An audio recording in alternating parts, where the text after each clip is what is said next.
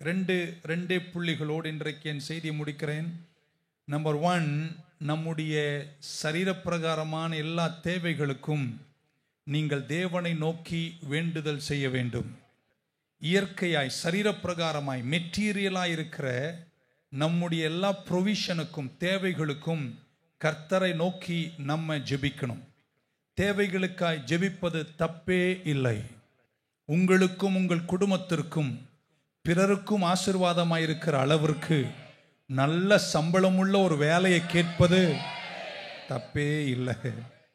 வாரம் மெக்கானிக் ஷாப்புக்கு போகாத, பிரேக் டவுன் ஆகாத நல்ல ஒரு காரை கர்த்தரிடத்தில் கேட்பது, நான் சொல்ற வார்த்தையை நீங்க கவனிக்கணும், கேட்பது தப்பே இல்லை. ஸோ நேச்சுரல் ப்ரொவிஷன் கர்த்தர்கிட்ட கேட்பதில் அவர் சொல்லித் தருகிறார். இன்று எங்களுக்கு தேவையான எங்கள் ஆகாரத்தை இன்று தாரும். நிறைய பேர் கர்த்தர்கிட்ட எதுவும் கேட்கறதே இல்லைங்க. சும்மா வரீங்க போறீங்க, கேளுங்க. எதை வேணுமோ அதை அவர்கிட்ட கேளுங்க. அது சுயநலம் அல்ல. நேச்சுரல் ப்ரொவிஷன்ஸ்காய் ஜெபிப்பது கர்த்தர் சுயநலமாய் சொல்லவில்லை. அவரே சொல்லுகிறார், அனுதினமும் அன்றன்றுள்ள ஆகாரத்தை நீங்கள் கர்த்தரிடத்தில் கேளுங்கள். ஆமென். சொல்ல கிவ் அஸ் திஸ் டே அப்படின்னா ஆண்டவர் கொடுக்கிறவர். Is a giver. தன் பிள்ளைகளின் தேவைகளை சந்திப்பதில் பிரியமுள்ள தகப்பனவர். ஆங்கிலத்தில் சொன்னால் he is a provider. பழைய ஏற்பாட்டின் புஸ்தகத்தில் ஆண்டவருக்கு பெயர்கள் கொடுக்கப்படும் போது யெகோவா ஷம்மா, யெகோவா நிசி, யெகோவா சிக்கேனு, யெகோவா ஷாலோம், யெகோவா மெக்கா சொல்லிட்டே போலாம். ஆனால் அந்த பெயர்களெல்லாம் கொடுக்கும்போது பைபிளில் முதல் கொடுக்கப்பட்ட பேர் எது தெரியுமாங்க? யெகோவா ஈரே. அப்படின்னா உன் தேவைகளை சந்திக்கிறவர்.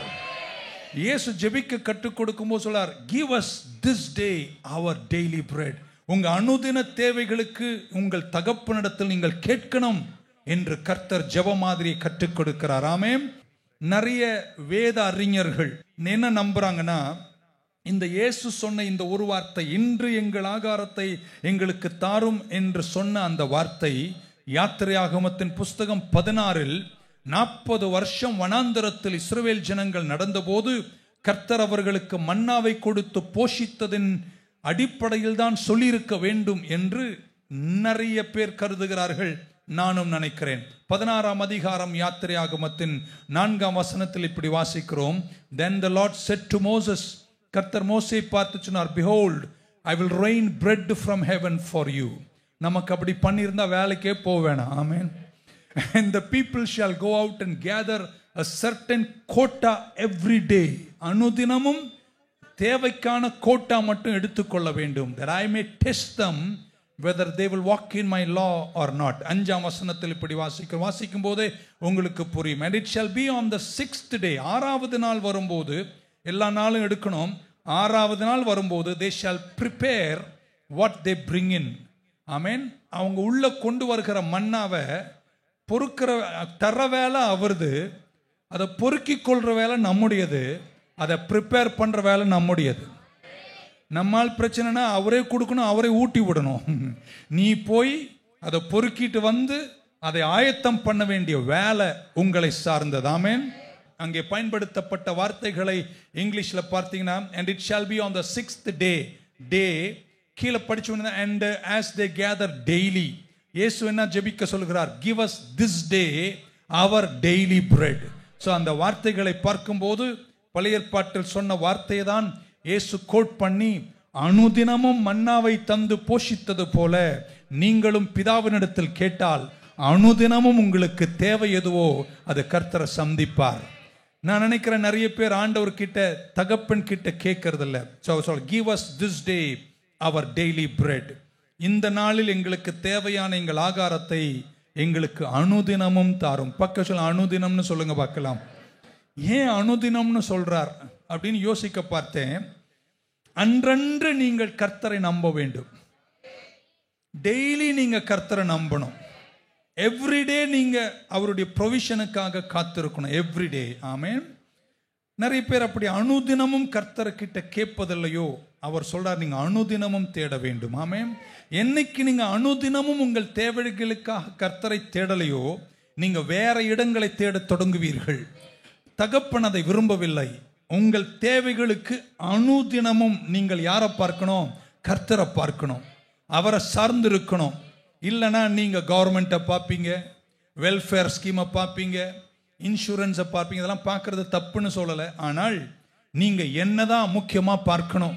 எத்தனை பேர் உங்கள் தேவைகளுக்காக அனுதினமும் ஆண்டவர் நம்மளை எப்படி உண்டாக்கிருக்காருன்னு யோசித்து பாருங்க. உங்களையும் என்னையும் உடம்பு எப்படி தெரியுமா டிசைன் பண்ணியிருக்காரு? டெய்லி சாப்பிட்ற மாதிரி. அதுதான் ஒரு சந்தோஷமா இருக்குன்னு பார்த்தேன். சிலர் ஒரு வேளை சாப்பிடுகிறார்கள், சிலர் 2 வேளை சாப்பிடுகிறார்கள், சிலர் 3 வேளை. நான் கேள்விப்படுகிறேன் சிலர் 8 வேளை சாப்பிடுகிறார்கள். பட் ஆண்டவர் நம்மளை பாடியை டிசைன் பண்ணும்போது, நம்முடைய டைஜஸ்டிவ் சிஸ்டமை டிசைன் பண்ணும்போது எப்படி உருவாக்கி இருக்காருன்னா அனுதினமும் சாப்பிட்ற மாதிரி. ஆமேன். சில நேரம் இந்த வார்த்தையை இயேசு சொல்லும்போது இப்படி நினைக்கிறேன் நான், ஆண்டவர் நம்மளை டிசைன் பண்ணும்போது மாசத்துக்கு ஒரு முறை சாப்பிட்ற மாதிரி பண்ணியிருக்கலாமே. மாசத்துல ஒரு நாள் உட்காந்து சாப்பிட்டோமா, ஒரு மாசம் ஓடிட்டே இருப்பான். அப்படி உங்க உடம்ப டிசைன் பண்ணியிருக்கலாம். என்ன ஒரு அம்மா பார்த்து அப்படியா? இல்லை, வாரத்துக்கு ஒரு நாள் சாப்பிட்ற மாதிரி டிசைன் பண்ணியிருக்கலாம், அல்லது 15 நாளைக்கு ஒரு வாட்டி டிசைன் பண்ணிக்கலாம் நம்முடைய டைஜஸ்டிவ் சிஸ்டமை.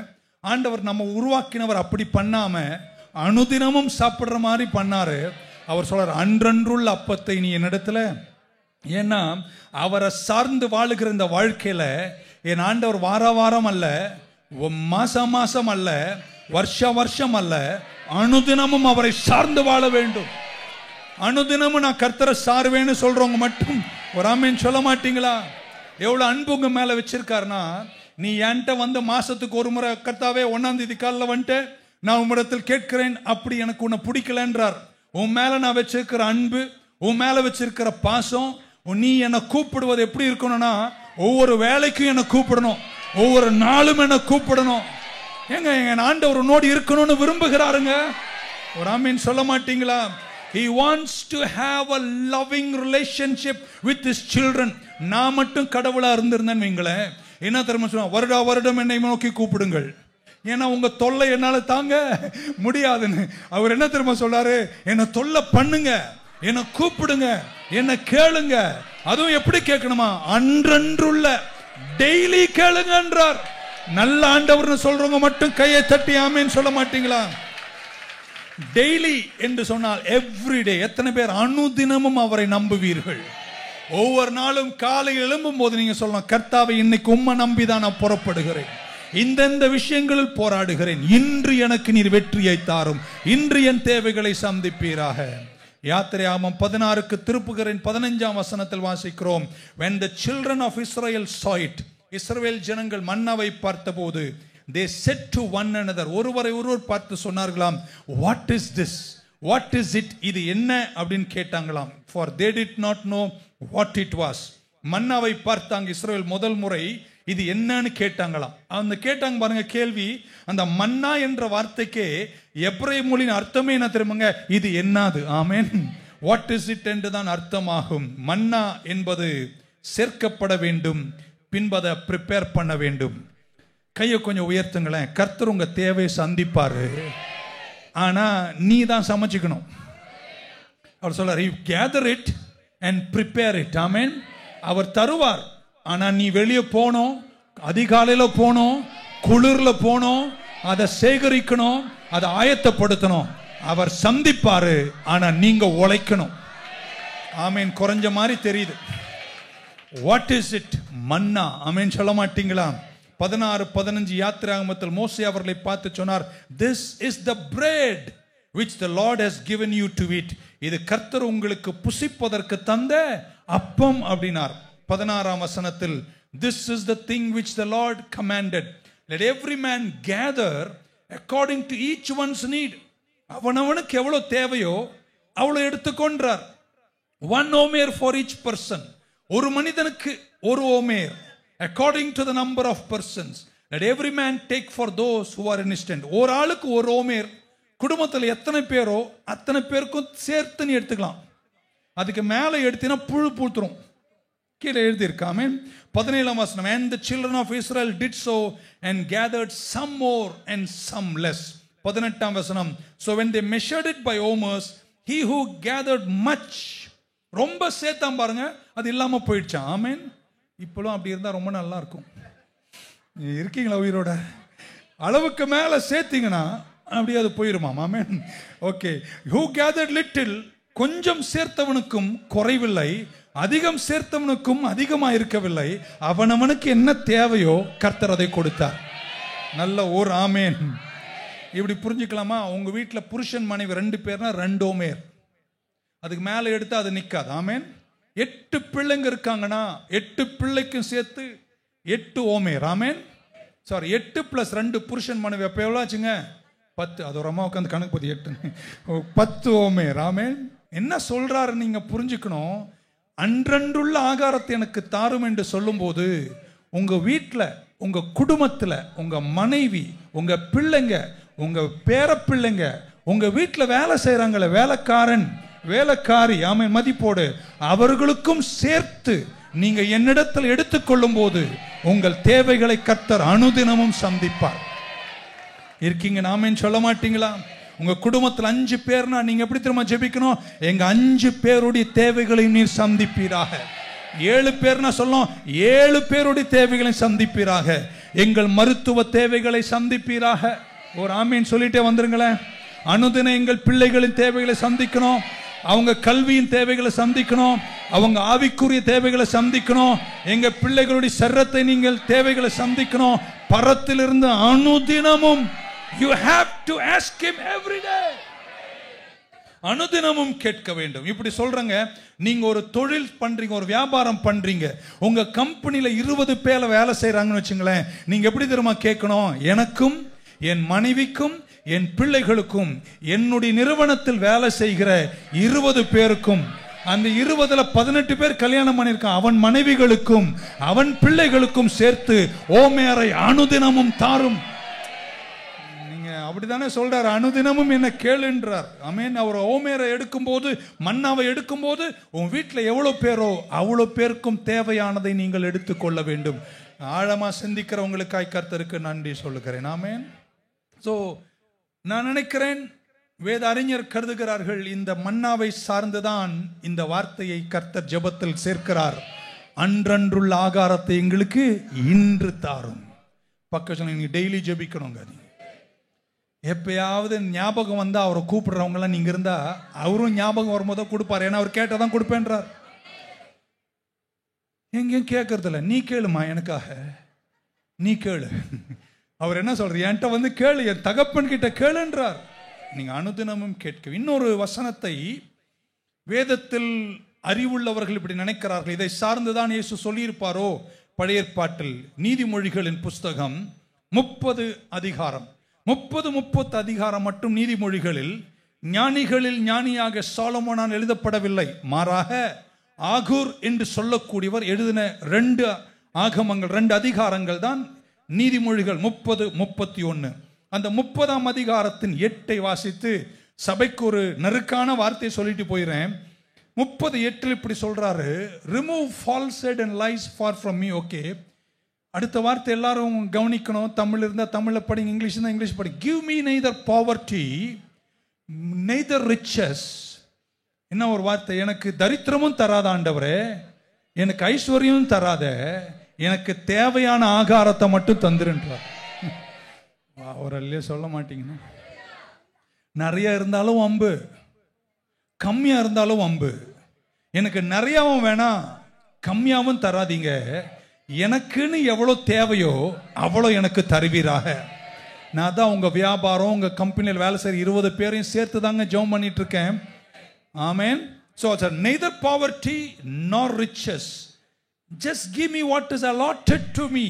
இந்த வார்த்தையினுடைய சாராம்சம் பார்க்கும்போது அன்றன்றுள்ள ஆகாரத்தை இன்று எங்களுக்கு தாரும் என்ற வார்த்தை அதில் வருகிறது. அப்படின்னு என்ன சொல்றாரு?